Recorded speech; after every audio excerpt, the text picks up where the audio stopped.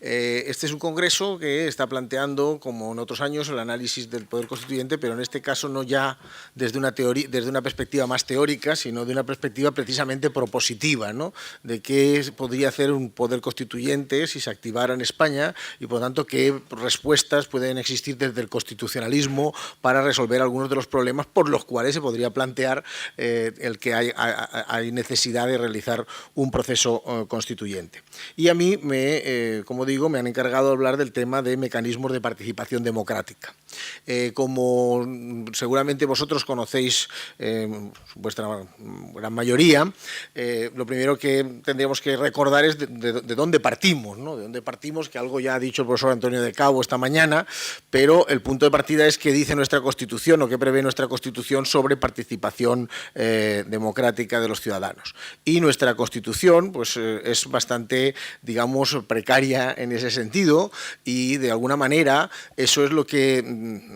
generó la ola de insatisfacción que culminó con el movimiento del 15M, culminó pues, con una posición muy mayoritaria dentro de la opinión pública española de que no habían mecanismos de control ciudadano sobre quienes ejercen el poder y por lo tanto, digamos que esta es una de las grandes falencias de nuestra Constitución y también uno de los grandes,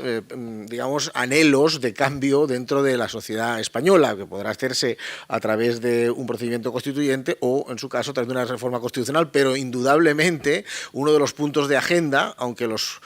partidos políticos normalmente no hablan mucho del tema, pero los ciudadanos sí que hablan de ese aspecto, del aspecto de cómo poder introducir mecanismos que permitan a los ciudadanos alterar o cambiar las decisiones que toman los representantes y con las que no están de acuerdo, o incidir en la manera de tomar las decisiones por los representantes, o incluso la perspectiva que también yo voy a plantear de poder cambiar a los representantes cuando estos representantes, estas personas electas, estén incumpliendo con las expectativas que se habían generado por parte de los ciudadanos. Y desde esa perspectiva, nuestra Constitución vigente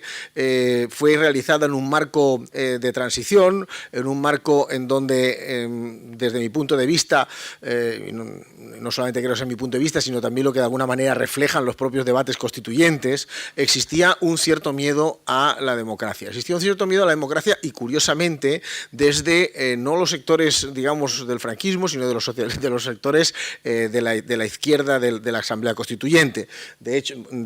no fue una Asamblea Constituyente, unas Cortes que se autonombraron constituyentes.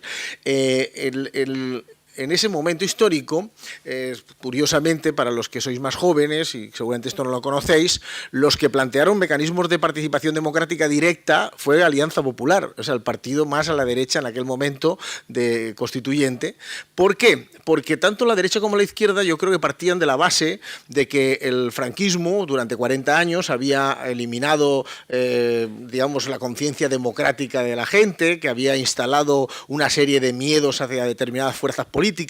y por lo tanto los partidos más a la izquierda pensaban que la mayoría de los ciudadanos estaban de alguna manera colonizados cultural e ideológicamente y por tanto era mejor que cuanto menos participaran mejor, porque había un franquismo sociológico que, si se le preguntaba, podía dar resultados o respuestas que no gustaran a una parte de los representantes. Por eso no es de extrañar pues, que cuando se habla del referéndum la enmienda la presenta Carro Martínez, que es un diputado de Alianza Popular, o cuando, por ejemplo, las enmiendas que fracasaron de Alianza Popular para que hubiera referéndum de aprobación de la reforma constitucional. O sea, los que siempre pedían la participación de los ciudadanos, curiosamente, son los que en principio tenían una vocación aparentemente menos democrática, pero que creían que tenían al pueblo, digamos, en su favor, como digo, sociológicamente. Por el contrario, los que deberían de haber tenido una propuesta más democrática tenían ese miedo, esa situación acomplejada, ¿no?, de que los ciudadanos no iban a tener una capacidad realmente democrática, cosa que además luego se desmintió absolutamente, porque nada más que 4 años después de la aprobación de la Constitución, en 1982, el pueblo español votó masivamente a una opción de cambio, que era en aquel momento el Partido Socialista Obrero Español, y lo hizo, como digo, de una manera abrumadora, dando la mayoría parlamentaria que ha existido en la historia constitucional de España, ¿no? Por lo tanto, no era así, el pueblo español era suficientemente maduro, pero sí había una visión de las élites de que necesitaban tener traductores, ¿no? Porque era malo que se expresaran directamente los ciudadanos. Por tanto, la regulación, como digo, fue absolutamente lamentable. Hay la previsión del artículo 92 de la posibilidad de convocar un referéndum, pero el referéndum siempre lo tiene que convocar el poder constituido, lo tiene que convocar no la ciudadanía, sino en este caso el presidente del gobierno con la aprobación del Congreso de los Diputados por mayoría absoluta y por lo tanto los ciudadanos no pueden pedir que se les pregunte sobre alguna cuestión que les parezca a ellos de especial trascendencia. Y en segundo lugar, el segundo elemento en donde también hay un cierto grado de presencia de la participación ciudadana, que es en la reforma constitucional, también se reguló de una manera cicatera, en donde es posible hacer reformas de la Constitución sin que haya ningún tipo de participación directa de los ciudadanos en la ratificación de esa reforma. Como sabéis, solamente está prevista la ratificación para el supuesto de la reforma total o agravada, y evidentemente también la propia Constitución hace que sea casi inviable la posibilidad de hacer esa reforma total o agravada, con lo cual en realidad la participación de los ciudadanos estaba pensada para que no existiera nunca, ¿no? Realmente. Por tanto, ahí tenemos, como veis, dos mecanismos en los que podía haber una mayor presencia de la participación democrática de los ciudadanos y no se permitió que fuera redactado de una manera que lo hiciera viable. Y luego también hay otro mecanismo de participación democrática, que son las iniciativas legislativas populares, que también, como esta mañana decía el profesor Antonio de Cabo, han acabado en el sueño de los justos. ¿Por qué han acabado en el sueño de los justos? Bueno, pues porque ha habido una regulación posterior a partir de la Constitución, tanto por la ley como por los reglamentos parlamentarios, en los cuales se han tomado las medidas necesarias para que las iniciativas pudieran ser abortadas convenientemente sin que prácticamente hubiera debate, ¿no? En un interesante artículo que publicó hace un año aproximadamente un profesor de la Universidad de Zaragoza, ¿no?, nos decía que habían habido 62 iniciativas legislativas populares, que se habían iniciado 62 iniciativas legislativas populares, de las cuales solamente la mitad habían conseguido recoger las 500.000 firmas solicitadas, porque es una cantidad muy alta, hace falta tener una gran infraestructura económica y de personas para recolectar esas 500.000 firmas, y de las que lo habían conseguido recolectar, tan solamente 2 de las iniciativas habían sido debatidas realmente, discutidas con todo el trámite parlamentario en el Parlamento, porque en el trámite de toma en consideración, normalmente, en el resto de los casos, salvo esas 2, que ahora luego comentaré, pues directamente los parlamentarios habían dicho esta iniciativa no tiene interés y por lo tanto no vamos a estudiarla, con lo cual, además de gastar un enorme esfuerzo ciudadano para promover las iniciativas, luego en 5 minutos, en 10 minutos, todo lo más en una media jornada, pues el Parlamento desestimaba lo que había costado tanto de hacer, lo cual además no solamente cerraba la vía a esa participación, sino que desincentivaba a la siguiente participación, porque la gente decía, bueno, ¿para qué voy a hacer un esfuerzo terrible si luego al final esto ni siquiera va a ser debatido? Y las 2 únicas veces en las que sí que se fueron aceptadas para su tramitación las iniciativas legislativas, la última más reciente, el tema hipotecario, ¿no? Bueno, lo que se hizo fue aceptar la tramitación e introducir reformas, enmiendas a ese texto que precisamente lo convertían en lo contrario de lo que los promotores querían. O sea, que esto encima ya era con descaro, ¿no? Porque encima aprovechaban la iniciativa política de los ciudadanos, se hacía un paripé de que se tomaba en cuenta lo que planteaban los ciudadanos para luego finalmente reformar lo presentado por los ciudadanos para que dijera exactamente lo contrario que pretendían los promotores. Por tanto, como ven ustedes, nuestro punto de partida es bastante deficiente en cuanto a participación democrática de los ciudadanos. Y bueno, y entonces en esta carta a los Reyes Magos que nos han pedido los organizadores que hagamos de, bueno, y si llegara un momento constituyente, ¿qué podemos colocar sobre la mesa para que haya más participación ciudadana? Bueno, pues evidentemente yo creo que lo primero y más importante desde mi punto de vista sería que hubiera un proceso de elaboración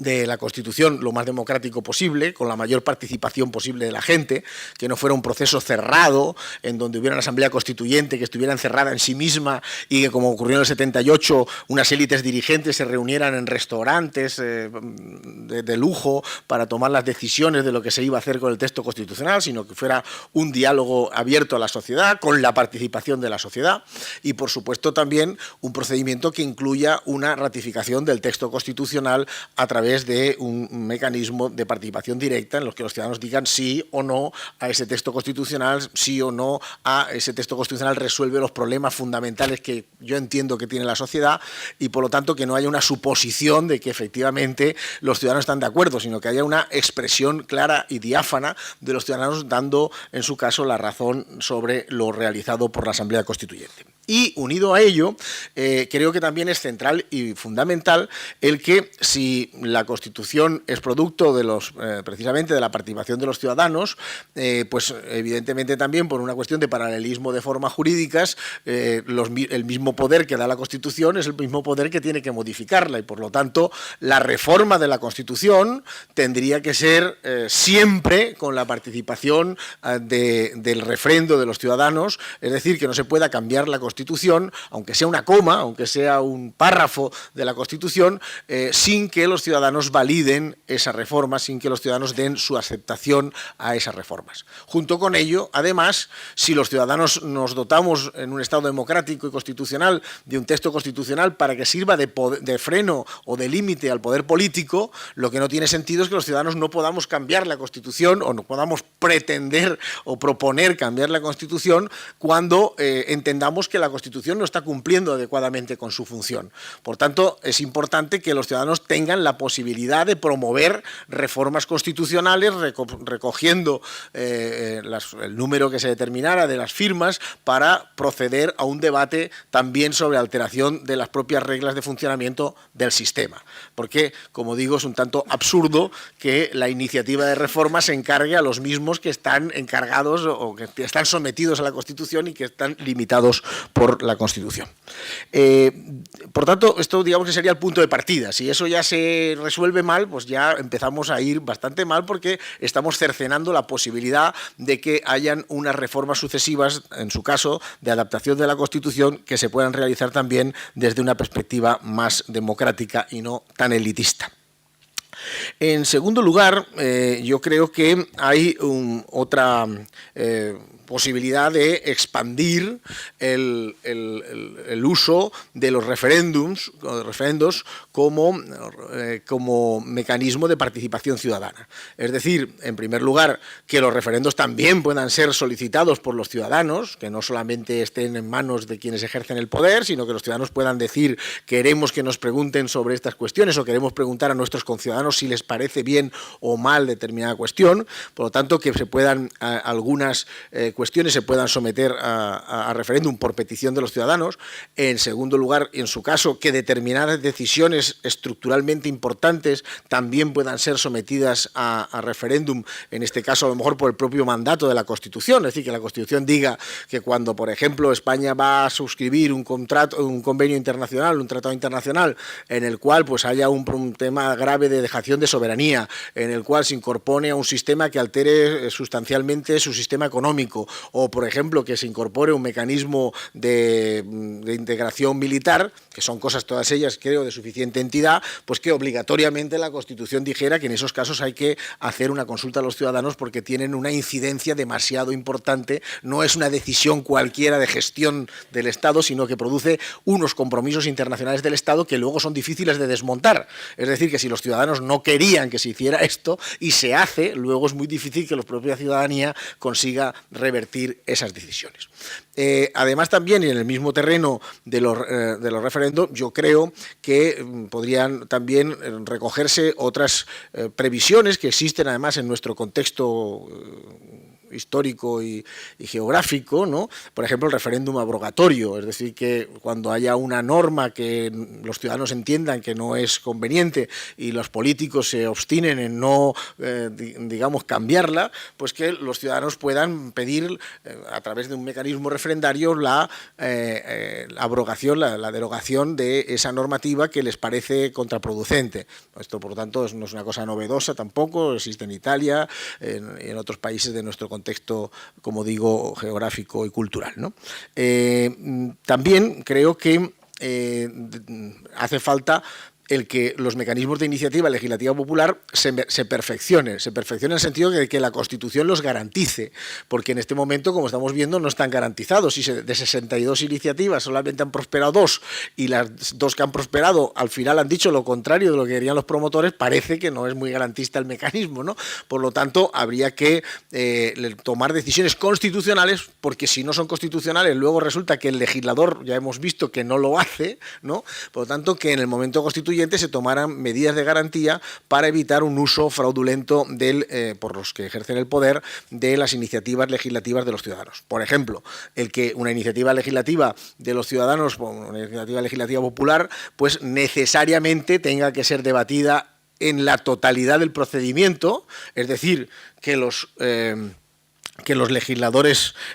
no tengan a su disponibilidad la posibilidad de decir que no van a tramitarla porque no es relevante, porque no es interesante, sino que estén obligadas a que se haga todo el debate parlamentario y al final pueden votar sí o no, pero por lo menos tendrán que haber hecho un debate público con los promotores de esa iniciativa y los ciudadanos tendrán una percepción de hasta qué punto eso es razonable o no es razonable. O, por ejemplo, también la posibilidad de evitar que el Parlamento pueda introducir enmiendas, para evitar también la subversión de la lógica de la iniciativa. Es decir, el Parlamento tenga que decir o sí o no. Y, por lo tanto, en ese sentido podrá tomar la decisión, pero no podrá entrar a modificar el contenido de la propuesta ciudadana para, como digo, distorsionar su contenido. Digamos que estos serían los mecanismos más sencillos, que simplemente serían desarrollo de lo que ya hay, corrección de lo que ya hay. Pero a mí me parece que también podemos introducir en el debate cuando nos planteamos cómo se podría mejorar la gobernabilidad democrática de España. Yo creo que podemos entrar al debate, por ejemplo, de por qué no a una elección directa del presidente del gobierno. No digo ya el tema fundante democrático que hablaba el profesor de Cabo, de que la jefatura del Estado también en su caso sea democrática, pero si en su caso ese debate no se quiere dar, por lo que se estime oportuno, ¿por qué no hablar de la elección directa del presidente del gobierno? Sobre todo en momentos en los que lo que se plantea por algunos partidos políticos, como vosotros conocéis, es que directamente se conceda el gobierno a la fuerza política más votada, ¿no? Pero sin romper la lógica, con lo cual un partido político, a lo mejor con una minoría de votos en el Parlamento, podría ser tener la posición del presidente del gobierno y, por tanto, de toda la composición del gobierno y no habría en ese sentido una mayoría parlamentaria de apoyo. Bueno, pues si estamos hablando de eso, ¿por qué no vamos a una fórmula más sencilla, que es directamente que los ciudadanos voten al presidente del gobierno? Con lo cual el presidente del gobierno, digamos, además da estabilidad, no depende de las posibles negociaciones que se hagan en el ámbito parlamentario, tendríamos la estabilidad del presidente del gobierno con independencia de lo que hubiera en cuanto a la composición parlamentaria, y además conseguiríamos que se pudieran producir situaciones de equilibrio entre poderes, porque en este momento, como todos conocéis, cuando el presidente del gobierno lo es porque tiene una mayoría parlamentaria absoluta, porque si no, no consigue ser presidente del gobierno, y cuando tiene una mayoría parlamentaria absoluta en el Parlamento, significa que controla 2 de los 3 poderes centrales del Estado, que además tienen atribuido la elección de los miembros que componen los órganos de control del Estado, Tribunal Constitucional, Poder Judicial, etcétera. Con lo cual, al final, el que gana el proceso electoral parlamentario se queda en realidad con 2 de los 3 poderes de todas, y además con una fuerte posibilidad de incidencia en los otros poderes de control dentro del Estado. Por tanto, la ruptura de ese mecanismo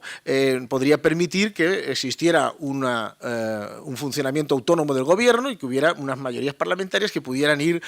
variando, haciendo pactos para hacer leyes. El gobierno tendría que negociar a lo mejor con otras fuerzas políticas del Parlamento el apoyo para aprobar determinadas normas, pero creo que eso podría facilitar de alguna manera más también la participación directa, como digo, de los ciudadanos, y no esas situaciones un tanto extrañas de que el partido más votado, aunque tenga una representación pequeña, sea el que ejerza la presidencia, porque eso puede ser bastante, digamos, inestable. Y en relación con esto mismo, también, si hay una elección directa del presidente del gobierno, podemos introducir también mecanismos de revocación. Es decir, que si el presidente del gobierno no cumple las expectativas, como ya ya tenemos experiencia que ha ocurrido en este país, en donde el presidente del gobierno, ahora en funciones, se presenta con un programa que al primer día que lo han elegido cambia radicalmente y lo hace un programa absolutamente contrario a lo que había planteado los ciudadanos en el proceso electoral. Los ciudadanos puedan reaccionar y decir, oiga, usted está incumpliendo con el programa electoral por el cual se fue elegido y por lo tanto podemos ir a un procedimiento de sustitución del presidente del gobierno. Por tanto, creo que estas son algunos de los elementos que de alguna manera se podrían situar, incluso también la propia revocación en su caso de parlamentarios, aunque eso tiene un poco más de dificultad por el tema de nuestro propio sistema, pero también podría alterarse el sistema de representación parlamentaria y por lo tanto ahí también podrían caber instituciones de revocación del mandato. Por último, me parece que es muy importante la modificación del sistema electoral, ¿no? Es decir, ya no es una participación directa en el ejercicio del poder de los ciudadanos, pero sí los ciudadanos votan a los representantes y, por lo tanto, la fundamentación democrática viene por el sistema electoral. El sistema electoral, como el nuestro, en donde aunque se dice que es proporcional, al tomar como circunscripción la provincia, produce unos desajustes importantes, en donde el voto en Soria vale muchísimo más que en otras provincias españolas, pues evidentemente requiere también de una modificación del sistema electoral, incluyendo las circunscripciones electorales que se van a utilizar al efecto y, por lo tanto, desde esa perspectiva también eso podría contribuir a que fuera más democrático el propio sistema representativo, porque en estos momentos, como todos sabemos, hay una disfunción provocada por el sistema electoral que hace que no sea tan representativo y proporcional como la propia Constitución indica de manera más retórica que real. Por tanto, muchas gracias por la atención, espero no haberme excedido del tiempo que estaba previsto y quedo a vuestra disposición si queréis hacer alguna pregunta, porque por esta circunstancia que os acabo de comentar me tengo que ausentar un momento. Entonces, sí, por lo tanto, se abre el turno de preguntas, teniendo en cuenta que él va... Bien, bueno,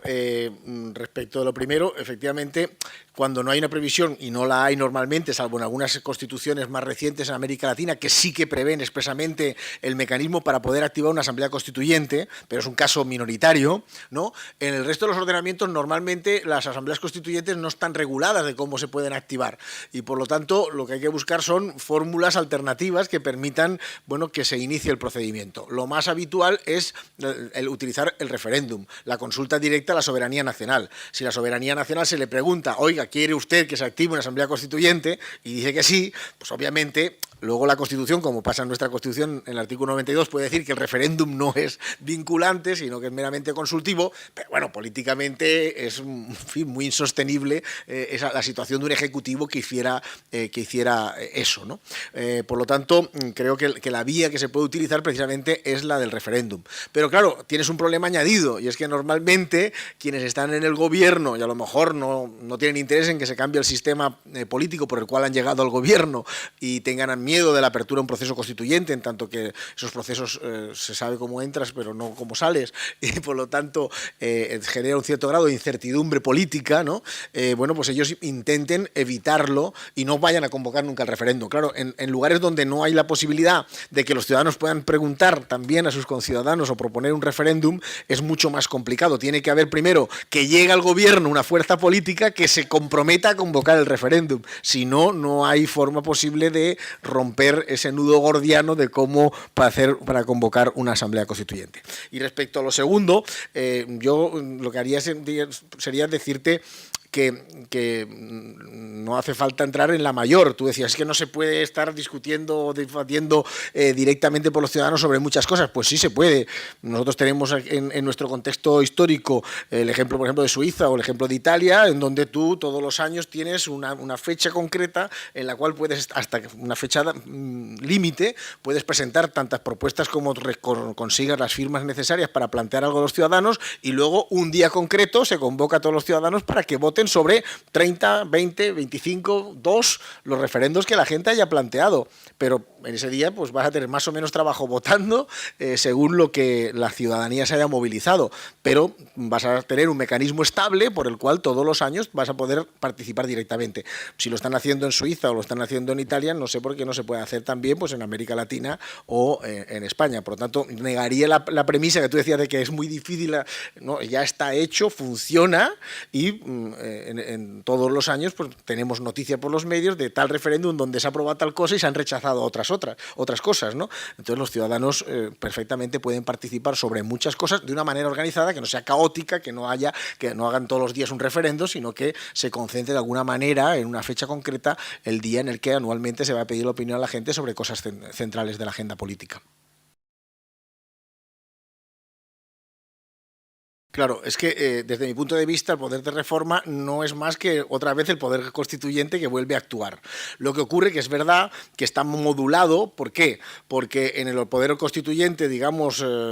originario, creador de la Constitución, sí que hay una asamblea constituyente electa ex profeso para eso, y en cambio para hacer una reforma constitucional puede ser demasiado costoso convocar una asamblea constituyente que debata específicamente sobre la reforma de un punto de la Constitución. Por lo tanto, hay un mecanismo mixto que sería un primer debate lo hace el Parlamento, pero necesita luego de la aprobación por el Poder Constituyente. ¿Por qué? Porque la Constitución es producto del Poder Constituyente y solo el Poder Constituyente debería de alterarla. Me parece que es el mecanismo de garantía para que los ciudadanos evitemos, o sea, para que los ciudadanos podamos evitar que se introduzcan algunas reformas constitucionales ampliamente impopulares, ¿no? Y el artículo 135 de la Constitución creo que es un buen ejemplo de algo que no hubiera prosperado en la vida si hubiera sido sometido a la votación de los ciudadanos, ¿no? Que simplemente porque un pacto cupular elitesco pues decidió que había que hacer eso a propuesta además de dos presidentes de dos países que no eran España, que ya tiene la cosa mayor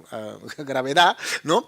Pues evidentemente, como digo, si hubiera habido una garantía de que cualquier modificación, aunque sea, como digo, de una pequeña coma, si el constituyente puso la coma ahí, por algo será, y por lo tanto, simplemente, si es tan sencillo como preguntarle, ¿usted quiere que quitemos la coma? Pues todos sabemos, los juristas sabemos que cambiar una coma de sitio cambia el sentido de la norma, ¿no? Y por lo tanto, a veces las pequeñas reformas se convierten en un tema tremendamente grave. La única manera, desde mi punto de vista, de garantizar que no haya abusos respecto a la institución de la reforma para hacer algo contra la voluntad de la gente es que siempre que se vaya a tocar la Constitución sea necesario que los ciudadanos ratifiquen ese cambio a través de una consulta. Bueno, precisamente estamos hablando de política ficción, en el sentido de propuestas de política constitucional para modificar la Constitución. Es decir, obviamente, en las elecciones inmediatas que están regidas por la actual Constitución, esto no es posible. Pero lo que estamos planteando precisamente es la separación entre mayoría parlamentaria y nombramiento de presidente del Gobierno, ¿no? Sin entrar en el tema de la jefatura del Estado, es decir, aceptando que la jefatura del Estado permanezca y siga siendo la jefatura del Estado monárquica, porque si se va a una fórmula republicana, eso ya introduce otras variables más fáciles de articular entre jefatura de Estado y jefatura de Gobierno, ¿no? Pero en el caso incluso de que se mantuviera la jefatura del Estado de forma monárquica, no hay ningún inconveniente teórico, digamos, para que se pueda proceder a la reforma a designar el presidente del Gobierno a través de una votación directa. Precisamente por eso, porque si tú tienes una situación como muy fraccionada, en donde las combinaciones pueden ser un tanto extrañas, es mucho mejor que tú vayas a una fórmula que te permita tener una mayoría, incluso absoluta, porque puedes hacerlo a doble vuelta, por ejemplo, con lo cual el jefe de Gobierno siempre va a tener el apoyo del 50% más uno de los electores que participa en el proceso electoral. Ese presidente del Gobierno se sentirá estable, fuerte, ejercerá sus funciones como director de la política del Gobierno y de la Administración, pero al mismo tiempo tendrá que estar negociando con los parlamentarios. Si estamos hablando de que hayan equilibrios de poder entre los órganos del Estado, lo que está claro es que el sistema parlamentario no garantiza esto, porque hay una apisonadora, ¿no? El que tiene mayoría parlamentaria ya sabe que no va a tener obstáculos. Haga lo que haga desde el Gobierno, el Parlamento lo va a seguir, porque el jefe del Gobierno tiene también la jefatura, digamos, de una mayoría parlamentaria o la capacidad política de imponer su criterio a una mayoría parlamentaria. Por tanto, si estamos en la misma lógica de mantener ese criterio de que haya una especie de controles institucionales, además de los controles populares, democráticos que he hablado, parece más lógico separar el hecho de la legitimación del Gobierno de la legitimación del Parlamento. Por lo menos me lo parece a mí. Y creo que se resuelve ese tema que tú estabas diciendo, porque ahora que va a ser presidente del Gobierno una persona que tiene un apoyo parlamentario escaso, que va a tener que estar negociando, es decir, que seguramente eso es mucho más inestable que si dijéramos, vótese a un presidente del gobierno que sepa que es presidente del gobierno porque tiene la legitimación directa de los ciudadanos y luego negóciese con las fuerzas políticas lo que corresponda. Pero yo no voy a estar completamente en una tensión permanente de si sigo o no sigo en el ejercicio de mis funciones porque tengo el miedo de que haya una propuesta alternativa, un cambio de alianzas dentro del Parlamento, etcétera, etcétera, ¿no?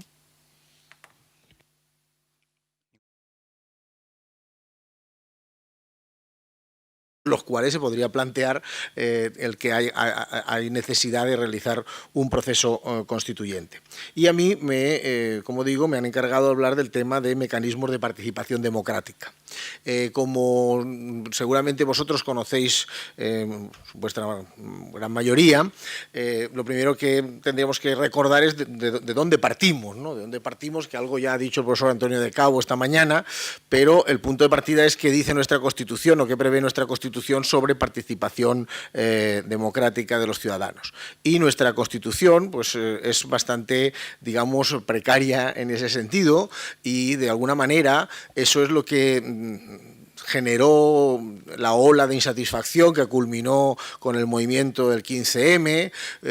culminó pues, con una posición muy mayoritaria dentro de la opinión pública española de que no habían mecanismos de control ciudadano sobre quienes ejercen el poder y por lo tanto, digamos que esta es una de las grandes falencias de nuestra Constitución y también uno de los grandes, digamos, anhelos de cambio dentro de la sociedad española, que podrá hacerse a través de un procedimiento constituyente o, en su caso, tras de una reforma constitucional, pero indudablemente uno de los puntos de agenda, aunque los partidos políticos normalmente no hablan mucho del tema, pero los ciudadanos sí que hablan de ese aspecto, del aspecto de cómo poder introducir mecanismos que permitan a los ciudadanos alterar o cambiar las decisiones que toman los representantes y con las que no están de acuerdo, o incidir en la manera de tomar las decisiones por los representantes, o incluso la perspectiva que también yo voy a plantear de poder cambiar a los representantes cuando estos representantes, estas personas electas, estén incumpliendo con las expectativas que se habían generado por parte de los ciudadanos. Y desde esa perspectiva, nuestra Constitución vigente fue realizada en un marco de transición, en un marco en donde, desde mi punto de vista, no solamente creo que sea mi punto de vista, sino también lo que de alguna manera reflejan los propios debates constituyentes, existía un cierto miedo a la democracia. Existía un cierto miedo a la democracia y, curiosamente, desde no los sectores, digamos, del franquismo, sino de los sectores de la izquierda de la Asamblea Constituyente. De hecho, no fue una Asamblea Constituyente, unas Cortes que se autonombraron constituyentes. En ese momento histórico, curiosamente, para los que sois más jóvenes, y seguramente esto no lo conocéis, los que plantearon mecanismos de participación democrática directa fue Alianza Popular, o sea, el partido más a la derecha en aquel momento de constituyente. ¿Por qué? Porque tanto la derecha como la izquierda yo creo que partían de la base de que el franquismo durante 40 años había eliminado, digamos, la conciencia democrática de la gente, que había instalado una serie de miedos hacia determinadas fuerzas políticas y, por lo tanto,